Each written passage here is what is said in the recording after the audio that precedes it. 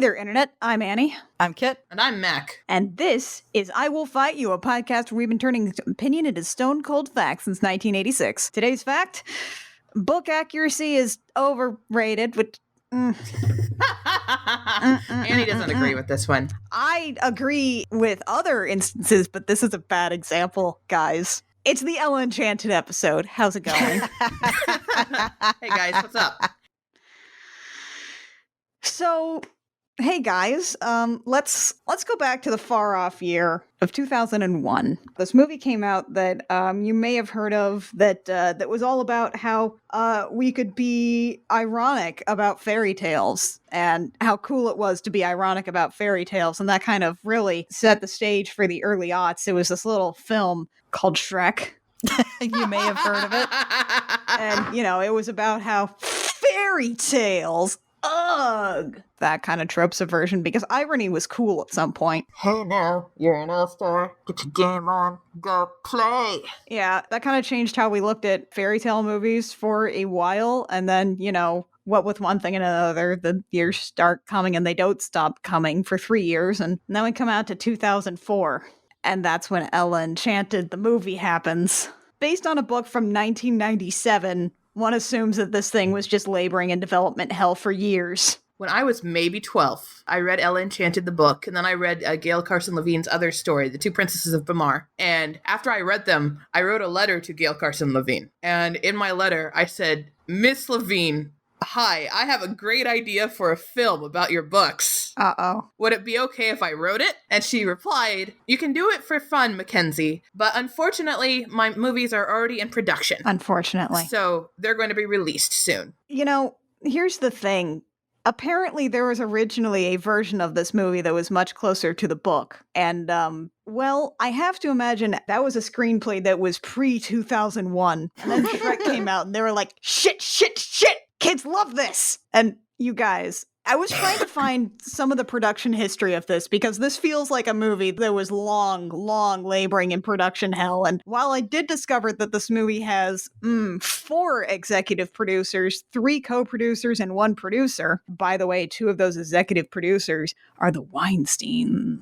Oh, excellent. Yeah, it's a Miramax movie, folks. Yep. I also discovered that this movie had 5 screenwriters. That bodes ill. No, yeah, that does indicate production hell. Get this, though. 2 of these screenwriters co-wrote another movie, which also came out in 2001, which I have to imagine is part of a lot of the flavor that we have now, but not in a way that I think worked as well as the 2001 movie. 2 of these co-writers wrote Legally Blonde. Oh, Yeah. I love Legally Blonde, but yeah, it didn't work out in the favor here. No, I feel like they kind of grafted on some of that Legally Blonde magic, and it didn't quite stick. So Gail Carson Levine is an author who tends to write a lot of fairy tale stories in particular, usually middle grade chapter books. You'll find them in the children's section, generally speaking. And if you're at a Scholastic book fair, she takes up a good corner of the magazine. She tends to write books that are fairy tales and are really steeped in fairy tale lore, but tend to have almost a bit of a historical fiction bent to them. It really reads like a magical version of Catherine called Birdie. So other than Ella Enchanted, as I said, she wrote Two Princesses of Bamar, which is my second favorite. She wrote Fairest, The Wish, Stolen Magic is a recent one that I read. She has the Princess Tales, which are like The Fairy's Mistake, The Princess Test, and Princess Sonora. Tale of Two Castles was also a recent one. She also worked with Disney to write the fairy books, which are what the Tinkerbell movies are loosely based on. I have ostensibly read Ella Enchanted. I did not retain much of it. All I know is that I resented it because my legal name is in Gail Carson Levine's name somewhere, so people assumed that I would love this frickin' book in much the same way that they assumed the little redheaded child that I was would frickin' love Anne of Green Gables, and I resented both of those books immensely. Oh, I resented the Annie Broadway musical in that same way. I feel ya. Gotta say, no one ever names anybody Mackenzie, so I'm good. So Ella Enchanted is, as you may have guessed, a Cinderella retelling. However, the Cinderella retelling is something that she sort of loosely sticks with at best. It's definitely reads like one of those things where you sit there and you try and work out exactly why did this character behave in this way. And so the way that Gail Carson Levine sought to answer that was the idea that Ella is a young noblewoman who is given a fairy blessing when she is born by a fairy who doesn't really think her ideas through all the way.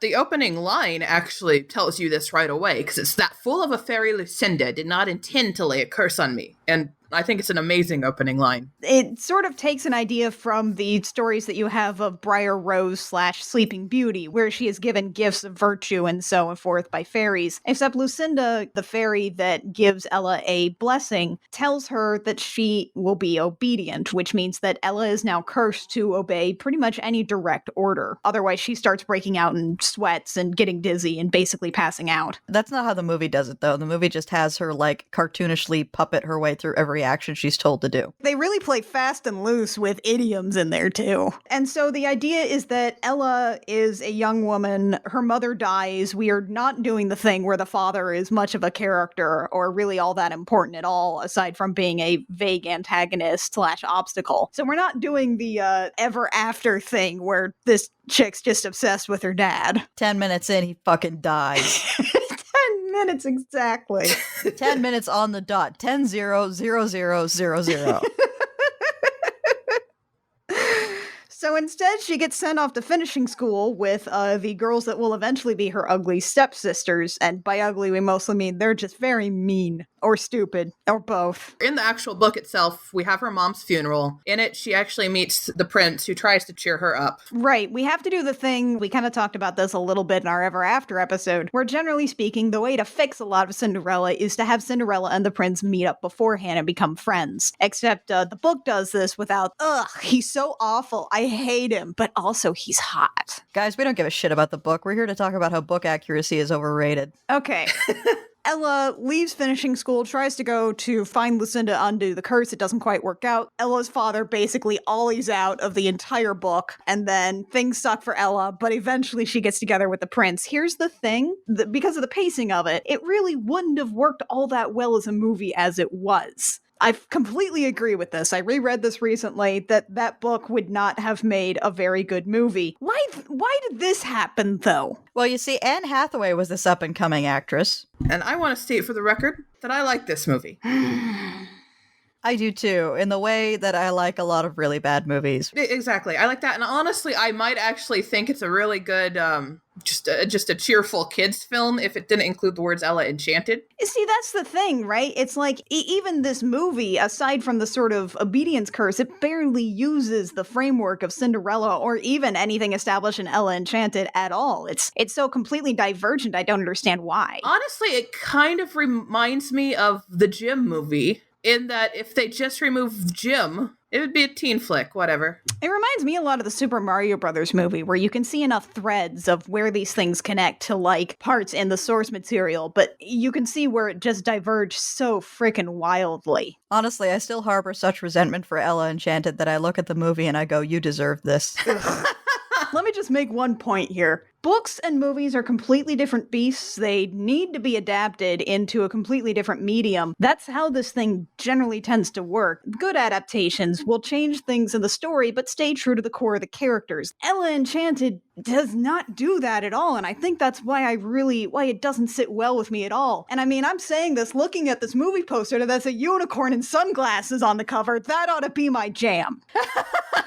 I'm actually really mad the unicorn and sunglasses never made an appearance in the movie. Seriously. So we have all this. We have this book that is a bit more grounded in fairy stories. We have Shrek. We have adaptations. We have so many producers and screenwriters. We have the Legally Blonde folks try to take a stab at this and bring some joy back into it. And well, it kind of works and it kind of doesn't. And all of this comes to make a movie that is anachronistic for not a whole lot of good reasons, and is narrated by Eric frickin' Idle. Listen, he was not busy. I think at this point he was like half-assing his way through another version of the Journey into Imagination ride at Epcot. So, Ella Enchanted. I love this movie. Which starts, as all good movies do, with narration and voiceover, our favorite thing, only this one's in rhyming couplets by Eric Idle. Bad rhyming couplets. And it's got that good 2004 CGI. And it's like flowing through the countryscape, and we see that Ella's from a city called Frel. Even though it was a kingdom in the book. And for some reason, they decide that Ella can't have a last name, so everybody in the movie just calls her Ella of Frel all the time. The fact that Frel is a swear word in Farscape makes this extra joyful for me. Oh, that's good to know. It zooms in on Ella, who's there with her mom and Mandy, who is a fairy godmother who's really bad at magic. In the book, Mandy does exist. She's a fairy godmother basically for Ella and her mother's entire line. They are fairy people, and Ella and her mother have a drop of fairy blood in them somewhere. Not enough to actually make much of a difference aside from them having tiny feet. Yes, that's real. Mandy in the book is very interested in not doing big magic. You can do small things like make soup taste better or make some tonics that heal you up faster. But big magic, basically, the book treats like a butterfly effect. You don't know what could happen if you change the weather, which makes Lucinda, who shows up here in a minute, even worse. Also,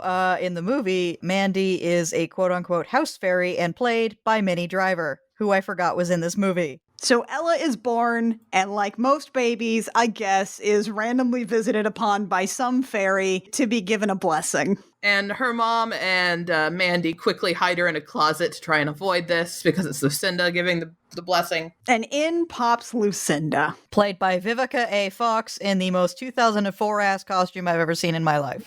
So the costumes in this movie, I tried to find the words for it. The costuming in Ella Enchanted is like if all of the worst fashions from 1998 to 2002 got together, watched the Brandy version of Rodgers and Hammerstein's Cinderella, went on a bender, knocked over a Justice tweens clothing store and a Claire's just for good measure, drove out to a Renfest, got even more hammered on mead, turkey legs, and some boxed wine they smuggled in, and then threw up all over the Dead Bob show. Yeah, that sounds about right. Until you get to the background actors, in which case it looks like they put out a call for people who LARPed all the time. Yeah, there's some LARPers intermixed in here, but a lot of it is like weird tunics with butterfly sleeves over skirts, and everything's loud and awful and uncomfortable looking, frankly. Now that I think of it, basically this entire movie looks a lot like Ren Fair. It's got that same level of cartoony medievalness. Yeah. So Lucinda finds the baby, who swings open on a door in her bindle on a coat hook, which is a pretty good bit. Yeah, there's some good sight gags in this movie. And the baby immediately starts fussing when Vivica A. Fox picks her up. So in order to get her to stop fussing, Vivica A. Fox is like, "You'll be obedient now." And the baby shuts up and goes to sleep. And they're like, "Oh, why would you do this? This is terrible." And she's like, "Nope,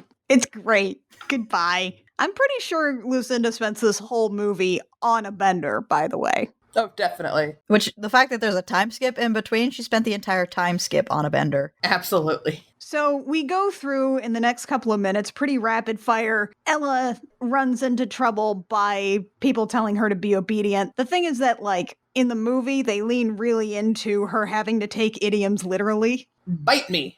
Okay. By the way, there's some fantasy racism in there. The movie's only brown girl is getting bullied, and Ella stands up for her and then bites a girl because she was told to, and then they become best friends. This is a character that Ella meets in the finishing school in the book. She is Aya Thorin. She teaches Ella her own language. They're a neighboring kingdom that the prince actually goes to study in for a while as sort of a friendship initiative, but none of that matters here. Also, it's Aorthian in the movie. Anyway, this girl's name is Arita. You would think she's a major part of the movie, but she's in it for probably like 15 minutes. Yeah, she's got like 5 lines. So we pan through Ella being very obvious about her orders, and no one notices that she's responding to orders in this way. Right. The book gets around this a little by saying that she's, from a noble manor, so it's not like she's going to public school and having birthday parties and talking with a whole lot of kids her age. But here she definitely did go to fantasy public school. Where also her future stepsisters also go to fantasy public school for some reason. So eventually, after her mother's death... Her mother's death of plot convenience. Yeah. Yeah, plot convenience. Be true to yourself, Ella. You are so strong, etc., etc. Have my necklace. her dad marries Dame Olga, and then he's like, anyway, I'm leaving, bye, and then he's never in the plot again. Like, he shows up at the end and he's like, by the way, I do care about my daughter. Listen, none of that matters because the wicked stepmother in this movie is played by Joanna Lumley. Ah, but she's only in it for like 5 minutes. It's such a loss. Listen, this movie has so many actors who are great but are in this movie for 5 minutes. They just clip through real fast. Honestly, this movie has like, it is trouble paying attention to anything for like any length of time. Anyway, Joanna Lumley rolls up to the house. It's like that Ever After thing where the house is actually pretty modest. So she's kind of like, oh, this is gross. I thought you said you lived in a castle. But we meet the stepsisters, and I need to point out that the girl who plays Hattie, who's the older stepsister, has played Cinderella's ugly stepsister 4 separate times in 4 separate movies. One of them was in Into the Woods, where she's basically in it for 5 seconds again. This isn't a coincidence. This actress really likes playing the ugly stepsister. I don't know why. Honestly, like, they put on Rodgers and Hammerstein Cinderella in my high school when I was there, and like, clearly the girls who played the stepsisters were having the most fun. This actress's name is Lucy Punch, by the way. Look forward to her in every Cinderella movie. Here's the thing, like, especially with Hattie and Olive, this is where we really see just how very 2004 the costume design is. Hattie is always dressed in this, like, very garish, bright orange, and Olive is always in these, like, boa-lined purple frocks. Also, she's got scrunchy pigtails. Yeah, they do the thing where they try to adhere to this idea of ugly stepsisters, and by ugly, they mean perfectly normal-looking people, but we give them bad haircuts. Hattie's haircut isn't even that bad for 2004. I mean, at least they didn't go the body-shaming route, like Ever After did. Thank God. No, they just constantly make fun of Olive for being stupid instead, because we can't have anything. Also, Ella's dad and Joanna Lumley apparently met at the Noblemen's Convention. Yeah. I just feel like that's worth mentioning. So we find out that Hattie and Olive are really interested in one thing, and that is the Backstreet Boys. And by Backstreet Boys, we mean Backstreet Boy, who is the prince. Who is not really a heartthrob, but okay, this is a make-pretend fantasy world. I mean, he's played by Hugh Dancy, so he's pretty enough, but every time I look at him, I can't help but see, like, Will Graham all sweaty and covered in blood in Hannibal, which is some people's thing, but not mine. Also, like, sometimes throughout the movie, he just sort of shows up in random shots with this, like, really bad wispy mustache he's trying to grow out. It's a barcode. It's real bad. So, Charmont's parents are dead. He is being raised by his uncle, and he and his uncle both, I guess, made it illegal to be a fairy tale creature, and that somehow meant that it worked and they enslaved everyone. It's more Shrek racism. So elves have to sing and dance, and giants have to farm, and ogres are banished to the dark forest or whatever. While Hattie and Olive are hanging up all of their Prince Charmant posters, they complain that their closet is too small and then demand that Ella show them her closet, and then steal her closet, decide to throw out some of her clothes, and then demand that she hand over the necklace her mom gave her. And Hattie very clearly figures out that Ella has an obedience curse on her because it's very obvious in the film. Yeah, and then we go to, like, the expository community college debate sequence. Oh, yeah. Where we find out about all the Shrek racism, and Hattie is again figuring out that Ella has to do whatever she's told, up to and including idioms like hold your tongue. From community college sequence, we cut to inside of the royal carriage, where we finally meet Edgar, Charmont's uncle, as played by Cary Elwes, who knows what movie he's in. Cary Elwes is the only actor who knows exactly how garbage of a movie he's in. And he is eating the scenery. He chews the scenery like it's an all-you-can-eat buffet at a studio backlot. They have dyed his hair black. He has a waxed mustache and a pet snake. A pet talking snake. Named Heston. I looked this up while I was trying to find some, like, history of the production of this movie. I was mostly looking at the screenplay, but what I found are 2 interesting facts. One, Heston the snake was originally going to be a puppet, but they decided they could make him CGI and give him so much more freedom. That's why he's mostly hanging on stuff. Also, he's a freaking snake. A talking snake. We don't care. 2, most of this movie was filmed in Ireland. And so what they had to do to make most of these scenes is they had to digitally imblue in the sky. It was too gray and overcast. They had to digitally blue up the sky. Oh, it's almost like there's a reason nobody shoots in Ireland. So we get some little conversations about fantasy racism and how Prince Charmant is not particularly interested in ruling. Turns out that an ogre killed Charmant's dad, and that's why Edgar is the regent. And also Charmant is reading a magazine called Damsel Zone, which I don't know why that tickles me, but it does. And at one point, Carrie Elwes, who, need I remind you, has black hair, wears black and red robes, has a waxed mustache, and carries around a pet snake everywhere, says image is everything. If you thought Lucius Malfoy was too subtle, do we have a character for you? All of the heraldry of the kingdom he's already put in black and red snakes. So we go to the mall opening, and it turns out that the mall opening features a statue of Charmant with Edgar standing, like, maliciously, menacingly behind him. And I was like, oh, that's an ominous statue.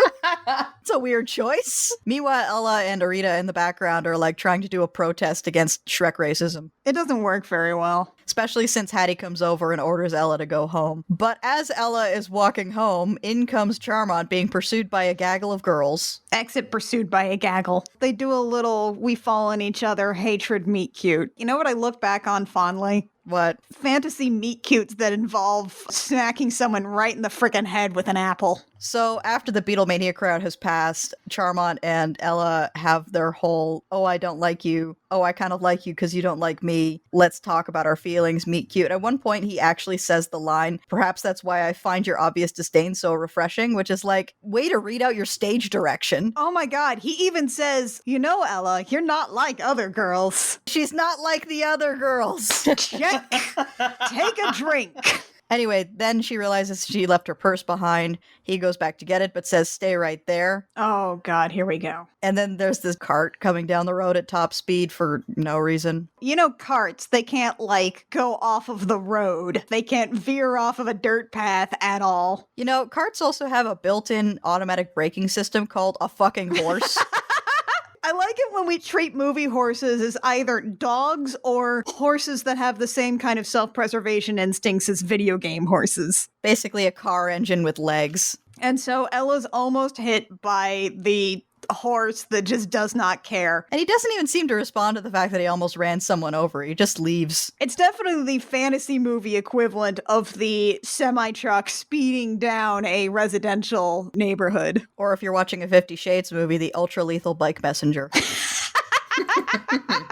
So Charmant dives in at the very last second and pushes her off the road. And he's like, why'd you make me save you? And she's like, I would have been fine. I had a plan. Leave me alone. And then she leaves. Because who shows up but Hattie? And then Hattie proceeds to be really, really creepy on Charmant, including like standing outside his window and watching him turn his lights on and off. And he's like, I gotta go. Hattie is definitely like unpleasant to Char in the books and really, really obvious, but I don't think she quite gets to the stalker level we have here, which is maybe a misstep. Of course, they're all like 14 years old in the books, so. Yeah, they just all behave like 14-year-olds in the movie. Anyway, there's a bit of a time skip and we're back at the Fantasy Mall, which has a fantasy escalator where all your dreams come true.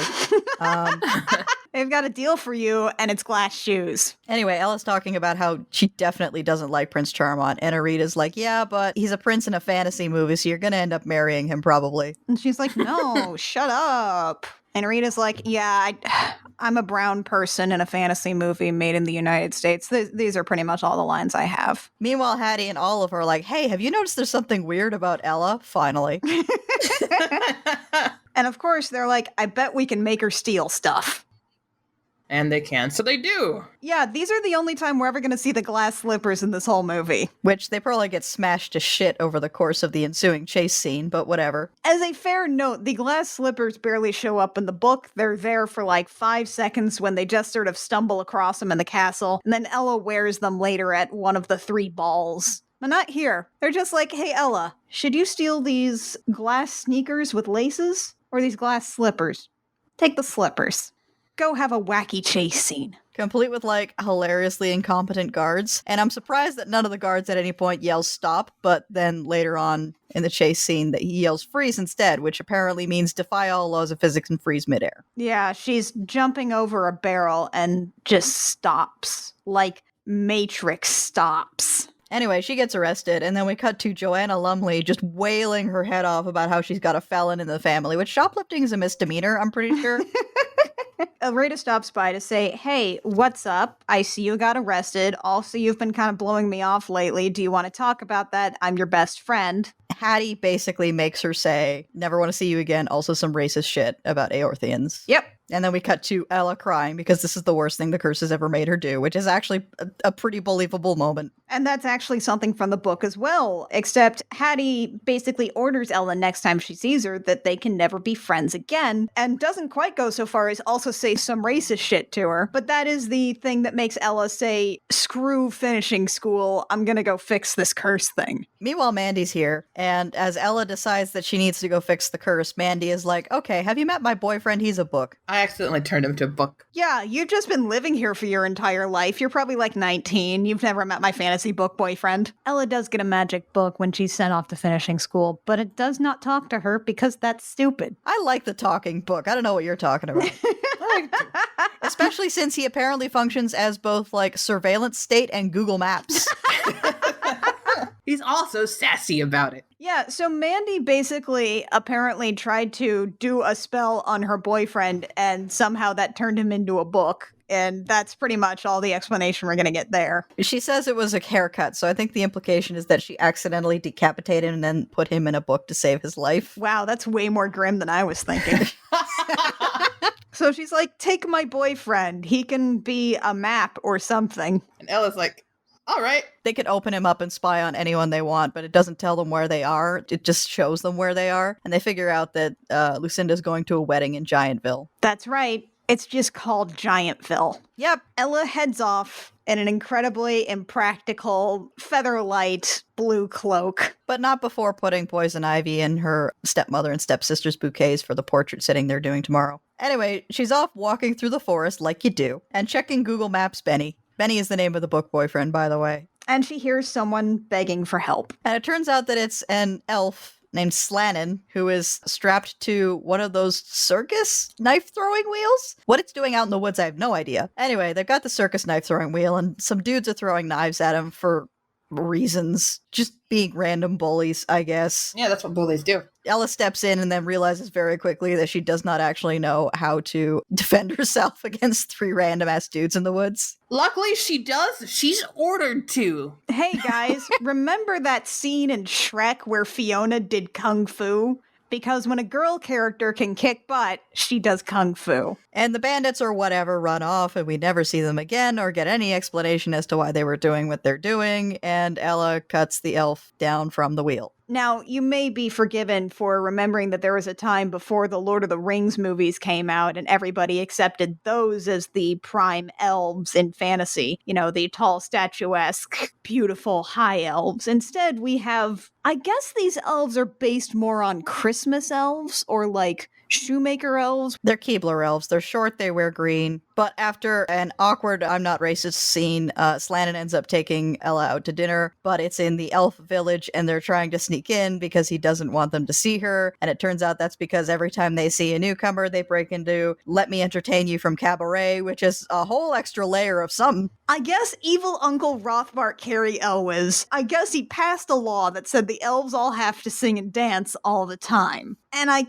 guess if you pass a law, people have to do it even when no one's looking. This movie is very clearly trying to execute some kind of theme of people being forced to do things they don't want to do. So Slannon doesn't like singing and dancing. Slannon doesn't want to make toys. Slannon wants to be not a dentist. He wants to be a lawyer. That's gonna like come back for 5 seconds later. Don't hold your breath. Also, a bunch of elves keep popping in with like a mariachi band doing musical numbers, and it was kind of funny the first time. It's not any of the subsequent times. Yeah, this movie is kind of a half-assed jukebox musical, but there's only 2 proper song and dance numbers. Anyway, we cut back to the house, and Ella has apparently been invited to the coronation, which Joanna Lumley and the stepsisters are real mad about. The only good thing about this scene is that after they're finished screeching about the fact that Ella got invited and they didn't, Joanna Lumley schemes to get Hattie into the coronation and a shot at her future husband. And you see Mandy in the background plug her ears right before Hattie starts screeching with joy. Anyway, we cut back to the woods where Slannon gets scared by a rabbit. And And then they hear another rustling in the bushes, and Slanen's like, oh, it must be another rabbit, like an idiot. Womp womp. It turns out it's an ogre instead. The ogres in the books, like, they eat people. They eat people for funsies. And, like, their language essentially taps into something in your brain and basically sort of hypnotizes you into being their friend and being docile while they eat you. So that makes a bit more sense as to why ogres are outlawed. In the book, too, all the languages that Ella's learning becomes relevant because she's also learned a lot of ogrese. And eventually, she can actually mimic them and get them to listen to her. But we don't give a shit about the book. We're here for the movie. So instead, Ella gets told to hold still, so she gets tied up and then dangled over a stew pot. And then Prince Charmant in leather pants appears. I'm not joking. He's literally wearing leather pants. Yeah, it's disquieting. There's definitely some questionable imagery, too, with these ogres who speak Cockney English, but they also have, like, kilts and the blue paint of the Scots, and there's some associations that aren't super great with Charmant coming in to, like, kill them. He doesn't actually end up killing them, though, so whatevs. No, it's like G-rated movie. It's like G-rated sword fighting, and then they run off. And then he rescues Ella, and then she's like, oh, you're bleeding, the classic thing of, oh, you're bleeding, let me tend to your wounds. And then she rips her skirt, and everyone's like, more wounds, more wounds. And he's like, Lear, let me take my shirt off so you can patch up my upper arm. That's not even really bleeding. I've just got it like a slash shirt. Because none of these knights that have come with Charmant have any kind of healing supplies at all. They have to rely on this girl. Anyway, Ella and Charmant have their banter. You can hear my sarcastic quote marks. It's schmoopy as hell. And then he decides to go with her to Giantville. And there's a sort of running subplot with this that never totally gets anywhere of Ella being like, you're like gonna be in charge of things and you can have the power to stop fantasy racism laws. And he's like, He just keeps trying to pass it off to his uncle. It doesn't quite get resolved in the end, but I mean, this movie doesn't quite keep paying attention to anything for particularly long. Anyway, as they're panning off to Ella and Char and Slanen riding off into the distance, you see Heston the snake pop out of his saddlebag and turn and look directly at the camera and say, oh, this is an interesting development. Like, who the are you talking to? Look, he had to be CGI. They needed to have more freedom of expression for this very obvious talking snake. I don't understand. No one ever questions the talking snake. No one's ever like, does it seem insidious that he has a talking snake? Historically, having a talking snake doesn't really work out in that guy's favor. They're riding along the beach or whatever, and they've been blew into the sky, and they've been blew into the water, and they're having a conversation about, again, how Char can fix fantasy racism, and he's like not committing to it, and then Ella has a bit of a fit about like nobody should be forced to do something they don't want to do because she's projecting, and she rides off into the distance and he chases after her. And also Slanen's here. They ride up onto the edge of a cliff where the green screen is, and oh look, it's a very poorly CGI giant who's just a regular person but made big in Photoshop. So here's my question. How do you enslave giants? How do you, a regular sized person, enslave giants? They've just got like some rope ladders with whips, and this is working somehow. They're gentle, Annie. Not really. In the climax, we see that like the giants could very easily just be like, stop it. But they don't. No, it's fantasy racism, and he passed a rule that said giants have to be slaves. So they're like, well, I guess it's in the laws. They go to the wedding afterwards, which is at this like one pub. They're the worst costumes, by the way. This scene is the most awful in terms of costumes. The giant costumes are real bad. Like, even by the standards of this movie, they're just like normal modern 2004 clothes. They're greeted by this giant who's doing his best to do a Vincent D'Onofrio imitation. It's not quite panning out. Yeah, and this entire sequence is just like a regular bar sequence, but shot from like the floor. And also, Ella and Char have been photoshopped to be real small. Yeah, sometimes they're on a table where there are big plates. There's a bit where Char is like, "Oh, I don't want to talk to the giants. What if they're mad at me?" And she's like, "They don't hold a grudge. They're bigger than that." And the entire movie groans. Womp womp. And I kind of love how bad that pun is. Meanwhile, Slanen meets a giantess in the background. Played by Heidi Klum, yes. Yeah. They both grouse over the Grimm brothers stories, which raises so many questions about this world state to me. Anyway, it's time for a musical number. Remember how we said this is a jukebox musical, kind of? The giants are trying to get Slanen to sing. Slanen doesn't sing. So the giants are like, okay, Ella, how about you sing instead? And they're like, please don't. And they're like, sing! And the song that comes out of her mouth. Okay, listen. There's a rule. You know how Somebody to Love is like one of the most soulful, energetic songs in the English language? And you know how it's sung by Freddie Mercury, one of the most passionate, talented singers in the history of man?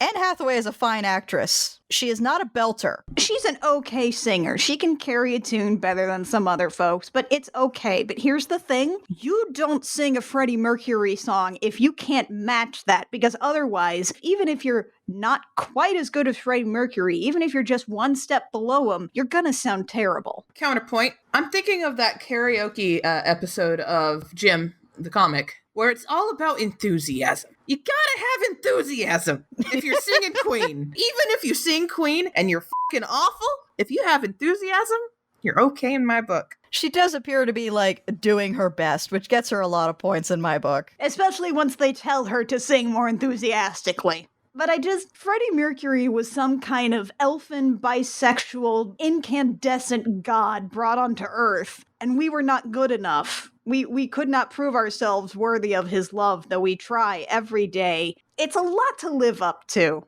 especially a song written by and for Freddie Mercury. It's not what I would book my entire wedding entertainment around, is what I'm saying. We do have some giant backup singers who are pretty great, though. Yeah. Anyway, after the singing is over, it ends with, like, her getting dipped by Prince Charmant, and that means they're in love now, I guess. And then Ella spots some fairies over in the corner, and she's like, shit, I came here to find Lucinda.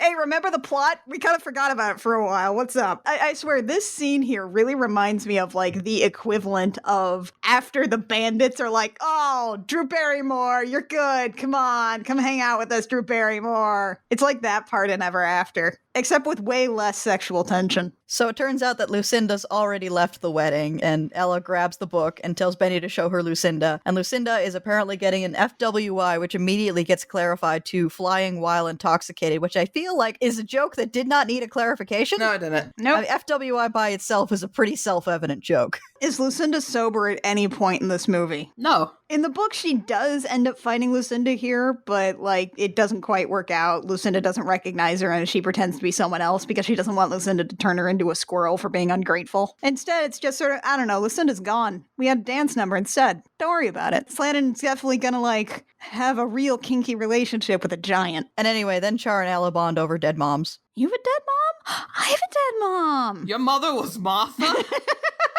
Why did you know that name? Char is like, hey, we have access to all the census information at the palace, and that's not a huge violation of privacy. Why don't you come look at the records to figure out where Lucinda is? I love that one of the central, like, plot points in this movie is looking at some census data. It's so incongruous with how, like, out there the rest of the movie is. It's so normal. And nothing about this movie is normal. Not even the escalator. So they start riding up to the city, and there's like that shot where they ride up to the top of the hill and then stop, and you can see the city in the distance. And they had to stop at that exact moment because otherwise they would collide with the matte painting. Well, we have to go look at the place where Shrek is going to take Fiona tomorrow. So we can stop and she can turn into an ogre at night. And then Donkey can find out. But as they're riding through the city, there's like a sign that is like the Roman numeral 4 and then seasons, because it's the 4 seasons. Womp womp. Meanwhile, remember how Cinderella had ugly stepsisters? Let's check back in on them. Hang on, I got lost in my notes, so I'm trying to figure out if we're at Edgar's crest is a black E on a red field with a snake in it, or the entire throne room is snakes. So meanwhile, Hattie and Olive are doing this like fangirl tour of the palace that involves like tonguing the floor because Prince Char has walked on the floor. It's real bad. It's intense. And then they're like, show us where Char showers. It's like, wow, wow. It is a whole movie full of thirsty girls roaming the countryside. And then Char and Ella come in through the exact wrong door, and another Beatlemania sequence ensues. And meanwhile, Hattie and Olive are like, was that Ella? What the frick? So after escaping the fangirls, Char and Ella run into Edgar, who is being very obviously evil to the point where, like, the snake is draped over his staff, which has a big angular E carved onto it. It's like, yes, hello, this is my nephew. I will be very happy to willingly and under all of my own power give him the throne in like 2 days. It will be fine. I'm totally cool with this. Cool, cool, cool. No doubt, no doubt, no doubt. This is my talking snake. There's this bit where they like introduce like, oh, Ella, I'd like you to meet my uncle Edgar. And this is Heston. And there's this pregnant pause and I'm waiting for him to say his talking snake. This is my uncle and this is his Heston. Which is a pretty good bit. Yeah, I genuinely liked that. No one knows what to make of this talking snake. He's just there. It's like their eyes just slide right over him because it's too weird. He's too obviously evil. It doesn't match up. So Edgar's like, so yeah, after you show Ella where the records room is, come in for your outfit fitting and hop to it. And Ella proceeds to hop all the way to the records room. Womp womp. To his credit, though, Char just sort of watches Ella hop down a hallway for no reason. He just kind of shrugs, looks at his uncle, and hops back while maintaining eye contact. They get to the records room and the latest census, which is, they say it's the census from this year. It's covered in decades worth of dust. Like to the point where she drops it on the table and there's this big dust cloud. And it's like, what? How bad is it in here? And the only other black person in this movie is the librarian. Yeah, it's Vivica A. Fox and this lady, and that's it. She has like 2 lines. And then she drops Benny in a recycling bin later. Because you recycle books. We go to the outfit fitting where, like, Edgar is grilling Char about Ella. There's not really much that comes of this scene, honestly. Just, she's not like other girls. She wants fantasy racism to not exist. And Edgar is, like, very obviously evil in this conversation, and Char does not catch on. At this point, he deserves to be killed. Also, the talking snake fills him in on all of the stuff he observed because, it's very obvious that Ella has an obedience curse, and even the snake can figure this out, and he spent half the movie in a saddlebag. Cut back to the records room where Ella is not having any luck finding Lucinda in the gigantic 6-inch thick census book. And then she asks Benny to show her Lucinda, and he opens up to her passed out on a bed, and Ella manages to locate a little pamphlet in the view of the camera, which is the, Dunflyin Retirement Community for Fairies. That's right. Not only is it a stupid pun, but also the census plot point did not matter. Well, it did, because she has to look up the address for the Dunflyin Retirement Communities for Fairies. Oh, okay, my bad. It's a good movie. I do kind of genuinely love Dunflyin as a name for a retirement community for fairies. Anyway, then Edgar comes in. Oh wait, we forgot. We forgot that Edgar meets up with Hattie, and Hattie tells him that Ella has an obedience curse. Right, and he's like, hey, so how about you, hook up with my nephew if you tell me everything you know about Ella? And she's like, yes, please, and thank you. Yeah, that scene is honestly way too long for the information it imparts. Yeah, it's like, we get it. Hattie is thirsty. Anyway, Edgar comes in and is like, hi, I'm obviously evil. You're going to assassinate Char when he asks you to marry him. And also, you're not going to tell anyone about it. This is his first draft of this Kill the Prince plot. And you may ask yourself, if he just wanted to kill the prince before his coronation, why hasn't he just done it beforehand, like when he was a baby? To that, I say, shut up. This is his first plan, which is honestly a little convoluted, but pretty okay. And this plan is get the obedient girl whom Char trusts to act as a sleeper agent, and then stab Char in the heart, which later is interpreted to stab him in the back, literally. It's fine, whatever. The heart's in there somewhere. She'll find it. This is a pretty solid plan for, an obviously evil person. His second draft is not good. His second draft is my favorite thing in the movie. But we'll get to that. And by the way, emotionally speaking, in terms of tone, this movie has taken a complete 180. Yeah, this got real grim. Yeah, it starts off pretty funny when he's playing around with the obedience curse, and then all of a sudden it's like, oh, by the way, you're gonna kill Char. And so, wow, this got real dramatic real quick. Yeah, because he's telling her to do the hokey pokey. It's like, you put your left foot in, you put your left foot out, you put your left foot in, and you murder my nephew. My favorite part of this, though, is when Ella is like, why would you do this? And Carrie Elwes just looks right at the camera and says, I want to be king. And then Heston's like, duh. Carrie Elwes is a gem. He also lets slip that, he killed Char's dad, just so, she has that information in her pocket for later. Because we couldn't have possibly guessed that. At the very least, Char would never have guessed it. Anyway, Ella decides that her solution to this problem is to never see Char again, or at least not till after the coronation, and flee the city and run into Slannon, who's just kind of hanging out with a goat. And she's a little suspicious of that, but she's just like, never mind. And then she's like, I need you to chain me to a tree that has a face in it. The fact that the tree has a face in it never goes anywhere. It's just kind of there. And he's like, okay. So, Mac, do you want to take how this works out in the book, or do you want me to do it? Yeah, so she and Char have been exchanging letters while he's off in Eorthia. As they're exchanging these letters back and forth, eventually Char comes out that he loves her. And Ella's like, crap, I don't know what I can do, because if I could marry him, but then he'd be in danger, and I'd be even more danger because people could use me to assassinate the king. And she writes out a letter claiming to be Hattie. In the letter, Hattie writes up that Elle was just a manipulative liar and had actually run off with a very rich and very fancy man after tiring of Char's letters, and he should forget all about her. And then we see in the book Char throwing all of Ella's letters into the fire. And then when these balls come around after Char returns from Iathora, Ella's like, fine, I'm never going to see him again. I'm never going to get married to him. I lost the love of my life. I'm 15 years old. I'm just going to dress up for this mask and just go look at him at least. And she does. She invents a fake name that is Layla. You didn't come up with your fake name before you had to show up to the ball?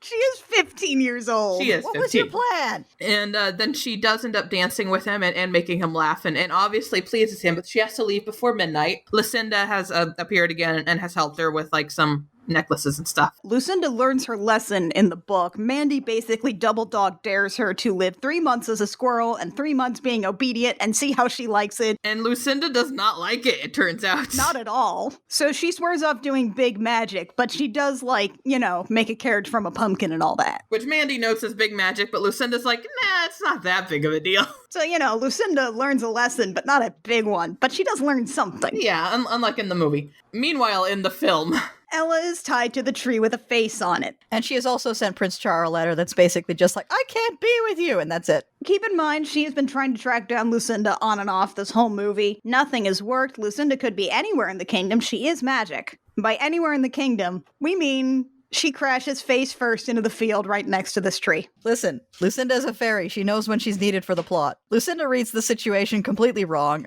refuses to take back the obedience curse, and is like, but since I am really nice, I'm gonna free you from being chained up to this tree. And Ella's like, wait, what? And that's pretty much, aside from, you know, a crowd scene in the last bit, that's as much as we're gonna see Lucinda. She did nothing in this movie. She just made things worse. I do really like the bit where Lucinda's like, well, you obviously can't go to the ball in that, snaps her fingers. There's a puff of smoke. Ella is now wearing this gorgeous gown, but she's just kind of standing there and weaving like, oh, that hurt. Like being spontaneously dressed, I imagine would. Oh yeah, especially in like anything that's vaguely medieval. There's a bodice going on there. There is a corset. And then she is magically compelled like a puppet to get dragged off to the palace. Yep, because it's midnight, and that is when evil Uncle Rothbart told her to go stab his nephew. Specifically, he's going to take her to the Hall of Mirrors, ask her a question, and when he does, she is going to stab him in the heart. Right, the Hall of Mirrors, like every castle has.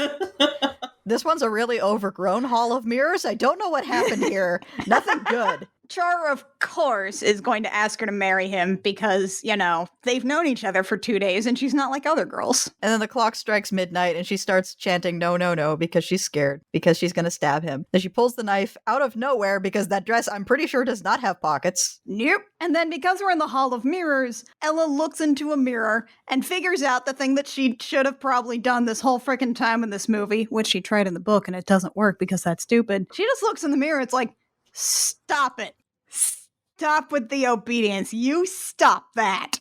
And it works. Of course, Char then sees her holding a knife over his back and then drop it. And he's like, you tried to kill me. Which, to be fair, she did. Technically, yes. And of course, that's the moment where Edgar comes in because he's been watching from behind a two-way mirror this whole time because he's that dramatic. And he's like, oh, I saved you from this assassination plot we didn't want to tell you about because we didn't want to alarm you. But she's going to jail now and she's got to be executed immediately. Time for your coronation.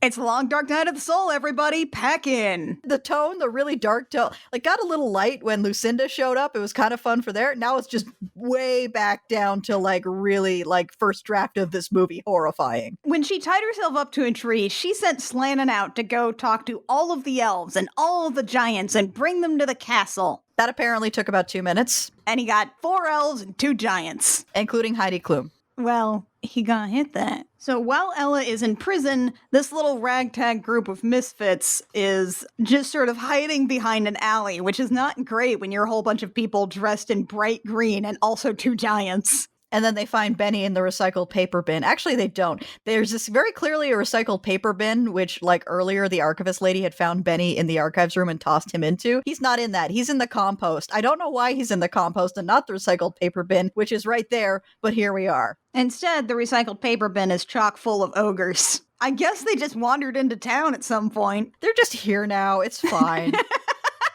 and they're going to stage a rebellion, and that means breaking Ella out of jail. Which Slannon starts to negotiate on her behalf. Like, he has his little day in court moment, but that doesn't last very long and comes to nothing because the ogres just, like, beat the shit out of the guards instead. Though they do tell the ogres, like, no biting, no eating, not even a little. At some point, I think one of them starts to lift up one of the guards' hands and are like, no, drop it. This movie's got some really mixed messages on the ogres, because on the one hand, the movie's like, they were once peaceful. They thought Char's dad was a real good king. And on the other hand, they very clearly have a cultural thing where they eat people. I don't know what's going on there. Like, it could be that they resorted to eating people after they were, like, basically criminalized. I don't know. The movie doesn't make it clear. So they break Ella out of prison, and then they check their book to go see what the evil uncle's up to. And he's hunched over like the kid from Recess, swapping out the crown for another crown that has green smoke coming off of it, which clearly means that it's poisoned because you can poison a crown, I guess. That's right. The convoluted sleeper agent plan didn't work, so his backup was a poison crown. This plan sucks. So here's the part where we diverge probably the most significantly from the book, in that, like, basically the big conflict is Ella goes to the balls, Char figures out it's her, he chases her back home, and then the whole big conflict, which wouldn't have translated very well to screen, is like, well, you should get married to him. And she's like, oh, but I want to, but, you know, that would probably be bad for the kingdom at some point in the future. And he directly says, marry me and I love you. And then there's like this actually really spiraling couple pages where she's imagining what would happen, or she's imagining every single time she was given an order and she hated it. And she's imagining the future with like Hattie demanding more and more money, or Olive demanding more and more of her time, and foreign diplomats going, you have to kill Char. And then it's cut off by Char going, you don't have to be Ella if you don't want to. And she goes, I'm not. And that's the moment she breaks the curse. And it's a wonderful scene in the book, but it's so internal, it would not have worked in the same way that an evil poisoned crown would have worked. Exactly. Yeah, so instead we have ninjas. Right. So they rush in to stop the coronation, and this is the part that I remember seeing in the trailers and the commercials for the video. It's Ella barging into the coronation, which is, by the way, held in like a tiny little rec center hall. Which is covered in snakes. It is festooned in snakes. The entire decor of this room is snakes. He is very on the level. And she bursts into the room, points at Carrie Elwes and says, stop that crown. And then an action sequence happens. What's really great about the moment where they're lowering the crown onto Char's head is that Edgar is doing like scheming hands, like right where everyone can see him. He's at the front of the room, facing everyone. There are 4 bishops here to do this coronation, and everyone's like, yeah, this guy seems good. He's dressed up in snakes. I don't think there's anything bad about that in the Bible. Snakes are always on the level in the Bible. Yep, these 4 bishops turn to each other. That's right. That's right. Anyway, then Edgar summons some ninjas that come down from the ceiling and they fight. Night ninjas. They were just hanging out on the ceiling, like Tom and Huck watching their own funeral style. What I really like about this is that Char goes in to save Ella from the ninjas, right? And then as they're fighting off all of these ninjas, the climax of the movie is these 2 characters finally communicate. It's like that scene at the end of the 3rd Pirates movie where they're having like 3 ship-to-ship fights and they're like, I love you, let's get married. Hey, marry us. And then they have a wedding while they're fighting zombies. But in this case, it's, I had an obedience curse. Edgar told me to kill you. Also, Edgar killed your dad. Yeah. After the ninjas get defeated, Char confronts Edgar, and Edgar kind of has his little supervillain breakdown. Oh my god, we do a Looney Tunes thing here. Oh my god, it's great. I love it. Edgar goes on his rant about how Char doesn't deserve the crown, and his brother didn't deserve the crown. He deserves the crown. This crown is his, and he puts the poison crown on his head, and it's like a Looney Tunes oops moment, and he falls over dead. And then Ella and Char kiss over his corpse. Yeah.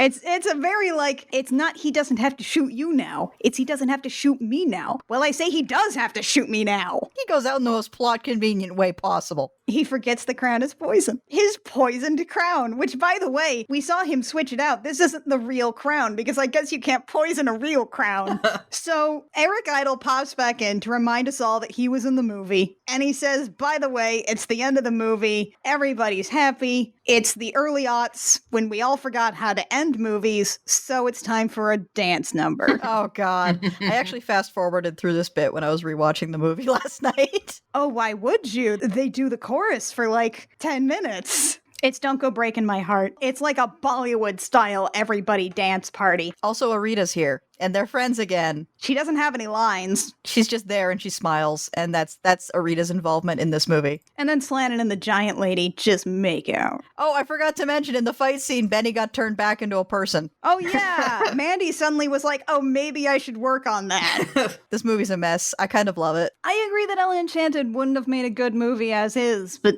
this is a pretty weird way to get to that point. Again, because I resent Ella Enchanted so much, I actually get a lot more joy out of this movie.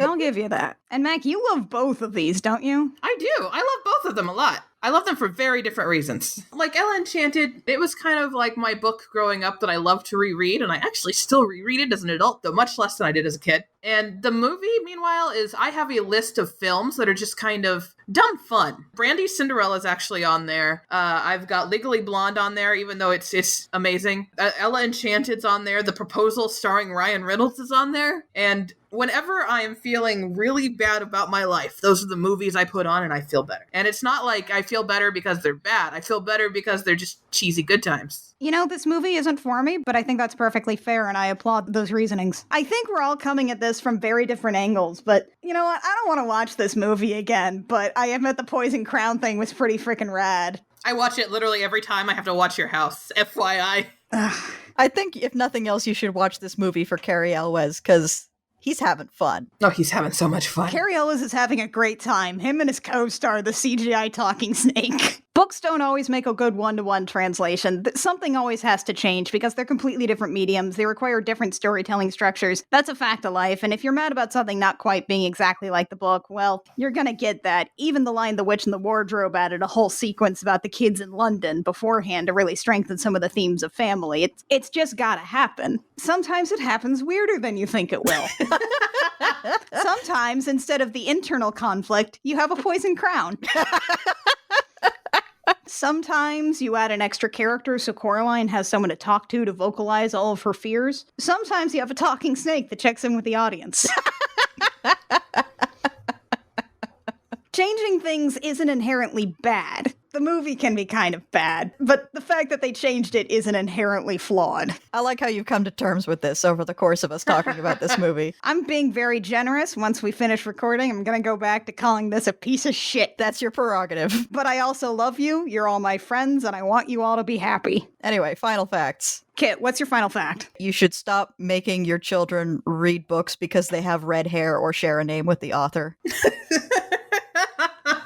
Mac, what's your final fact? Even though the movie may not be exactly like the book that you love, that doesn't make it not enjoyable. Have fun with it. Add it to your PMS playlist.